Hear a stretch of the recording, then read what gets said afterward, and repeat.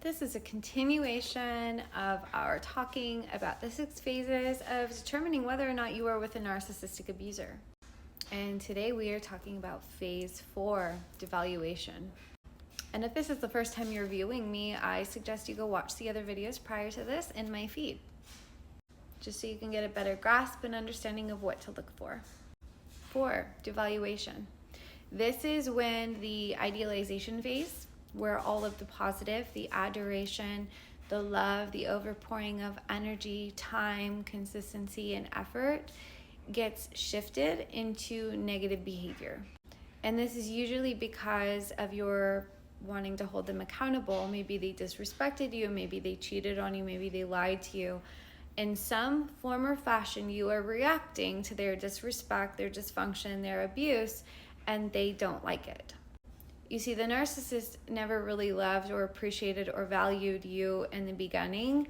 So what they do is, through their idealization period of convincing you that they do, in this period they'll do the complete opposite. Well, they will completely degrade you, diminish you, and devalue you as a being. They have the sense of entitlement over you and who you are, as though their opinion, their perception, and their perspective of you is the correct one. In this phase, a narcissist will use a manipulation tactic known as dharma. It's a 3-part strategy that a manipulator will use to keep the victim stuck in a state of confusion and fear. It's deny, attack, reverse victim, and offender. The intention here is to gaslight or discredit the victim's reality. And the narcissist wants to project onto the survivor that they are the true perpetrator, that they are the true abuser, and that the narcissist is the victim. Over a long period of time of experiencing dharma, gaslighting, and manipulation, can this lead to CPTSD, complex post-traumatic stress disorder, which a lot of survivors have getting out of narcissistic abuse. The emotional abuse, the psychological abuse, the mental abuse, the physical abuse, over time can create brain trauma. And so long as you continue to go to your abuser for comfort, for empathy, for sympathy, for support, for healing, for apologies, for remorse, for what they've done to you, you will continue to perpetually serve their ego and give them the control of your autonomy. As every time they've hurt you and you've gone back to them, you are validating their ego and the way that they're treating you. And this will keep you in perpetual confusion, which allows the narcissist or the abuser to continue to feed and use and exploit you. You are much more easily manipulated when you are in a perpetual state of confusion, as the narcissist wants you completely dependent on them. And if you feel like you have to put on a mask and pretend that everything is fine to your external world, to your friends, to your community, to your children, to your family, to your work environment, trust when I say that is a huge red flag that you are being abused and that things are not okay. In the devaluation phase, you'll experience a lot of gaslighting. No accountability will be held by the abuser. And if you choose to stay, be prepared to hold yourself accountable and hold yourself to blame for any discourse that the narcissist experiences. So if you tell him, hey, I saw your phone, I saw that you were texting so-and-so, like, why did you do that? They will not take accountability for the feelings that you have of learning that they've cheated on you, but they will get mad at you for looking through their phone and claim to be a victim of you exploiting their privacy.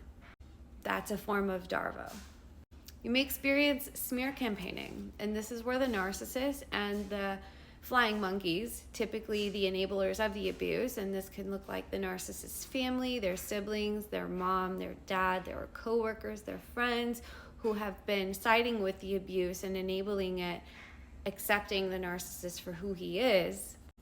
They will spread a narrative and false information and accusations of the victim to keep them in the state of confusion, to make them feel as though they are isolated and ostracized from community, from support, from friendship, from their family, from their friends, from everything and everyone.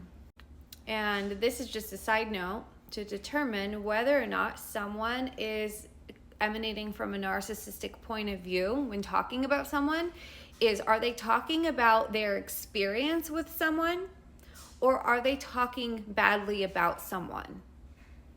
Those are two huge differences that any person can notice when someone is sharing. In this phase, they will discredit your intelligence. Maybe they saw you as the most intelligent woman in the beginning, but by the end, they're telling you how dumb and stupid you are. They'll nitpick everything that you say and do and believe. They'll criticize you. They'll mock you. They'll make fun of you. They will be your biggest bully when once they were your biggest fan. They'll use sex as a weapon to either hurt you or to completely evade the experience of being intimate with you. I've even heard stories where a narcissist will go out, sleep with someone with an STD, and then bring it home to their victim and give it to them. They may stonewall you to make you feel insecure, as though you're not even in the room when you're trying to talk to them or ask them a question. They'll pretend you don't exist. They may threaten you, coerce you, bribe you, because they don't want you to leave. And lastly, they may hit you. They may physically assault and hurt you. And you'd think that this would be enough to solidify your reasoning for leaving, but let me just say it. It is not that easy to leave when you are with a narcissist. Because one, cognitive dissonance is at play, where the person, the victim themselves, has two beliefs of their abuser. It's a psychological phenomenon where they can uphold two contradictory beliefs about a person that they love equally hate. And that hate is fear. So when anyone asks, well, why don't you just leave? Why didn't you leave before? Or why didn't you say anything? They are being threatened. They have a threat posed over their life where they have had their autonomy, their freedom, their liberation to speak and move freely removed from them completely. I myself know what it's like to feel the fear of leaving an abuser.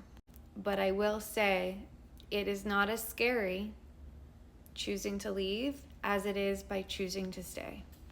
If you or anyone may feel a benefit to this information, please share it. Please like and comment below, letting me know your experience. And if you wish to get the support and the help to heal from this experience, I will post my link below.